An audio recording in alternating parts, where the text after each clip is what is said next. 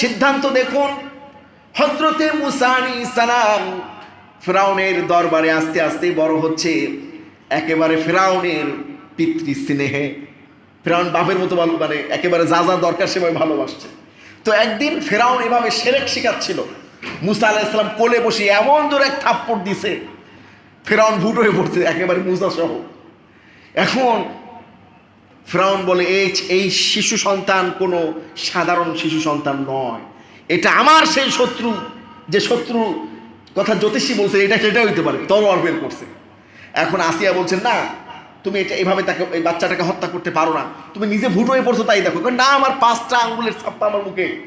বলেন, না তুমি পড়ে গেছো, এই বাচ্চা তোমাকে এভাবে থাপড় দেয়নি। কেউ বিশ্বাস করে না, কেউ বিশ্বাস করে না। তাহলে একটা পরীক্ষা করব, এই বাচ্চা স্বাভাবিক না এই বাচ্চা অস্বাভাবিক, এই নিয়ে একটা পরীক্ষা করব। এই বাচ্চা বিশেষ কোনো বাচ্চা কিনা। ফিরাউন একটা পরীক্ষার ব্যবস্থা করলো। তা হলো, বাচ্চাদেরকে কিন্তু দূরের যে কোনো জিনিস যেটা জল জল করে এটাকে আকর্ষণ করে। কি করে? আকর্ষণ করে। এই জন্য বেশ দূরে এক পাত্রে সোনা আর এক পাত্রে জ্বলন্ত আগুন, এক পাত্রে সোনা আর এক পাত্রে কি জ্বলন্ত আগুন রাখা হলো। মুসা আলাইহিস সালাম তখনও হাঁটা শেখে নাই, হামাগুড়ি দিয়ে চলে। হযরতে মুসাকে ছেড়ে দেওয়া হলো আগুন আর সোনার দিকে। হযরতে জিবরাইল আলাইহিস সালাম, মুসা আলাইহিস সালাম যখন সোনার দিকে অগ্রসর হচ্ছিল, জিবরাইল আলাইহিস সালাম মুসা আলাইহিস সালামকে ঘুরিয়ে আগুনের দিকে নিয়ে গেল। মুসা আলাইহিস সালাম আগুনের দিকে গিয়ে আগুনের জ্বলন্ত আগুনটাকে ধরে মুখের মধ্যে দিয়া দিল।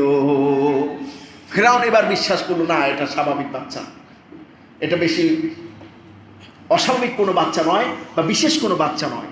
না হলে ওই দিনই কিন্তু যদি সোনাই ধরতো, আসলে সোনাই ধরতে গিয়েছিল মুসা আলাইহিস সালাম। এই জন্য মুসা আলাইহিস সালাম ওই ছোট্টবেলায় তার জিহ্বা পুড়ে যাওয়ার কারণে, আল জিহ্বা পুড়ে যাওয়ার কারণে একটু তোতলা হয়ে গেছিল, একটু কথা তার আটকে যেত। কথা কি হতো? একটু আটকে যেত।